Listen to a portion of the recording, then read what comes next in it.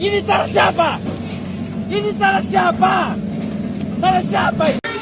Sengketa perebutan perampasan hak ulayat tanah masyarakat adat dan masyarakat budaya diperparah sedari dimunculkan Permentan Peraturan Menteri Pertanian nomor 26 tahun 2007 pasal 11. Ya, ini sehubungan yang diberikan izin HPH HGU untuk mengelola ulayat masyarakat adat dan budaya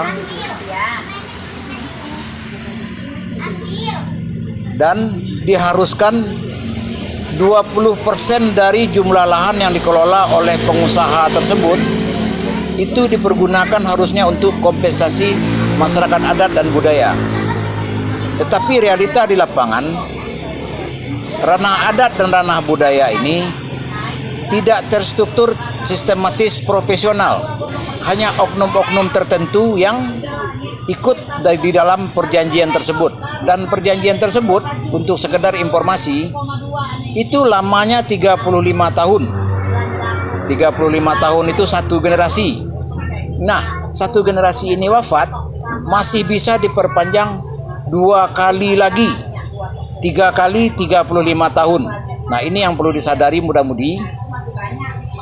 Terutama yang harus disadari adalah kita harus terstruktur sistematis profesional, menyadari sejarah, menyadari sistem hukum Permentan ini. Ya, jadi ini diperlukan sosialisasi hukum adat, sosialisasi hukum budaya yang tertulis juga dalam Undang-Undang Dasar 1945, dalam Undang-Undang Permentan, Permendagri dan lain-lain. Ini harus disadari masyarakat yang selalu terzolimi karena awam. Ranah hukum, tata pemerintahan yang sehubungan menguatkan dan memajukan nilai-nilai adat dan budaya.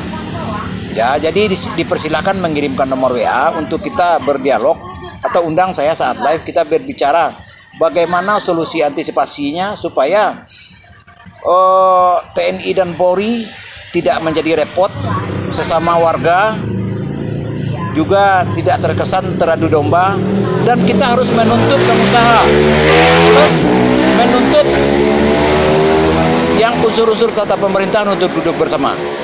Cukup sekian.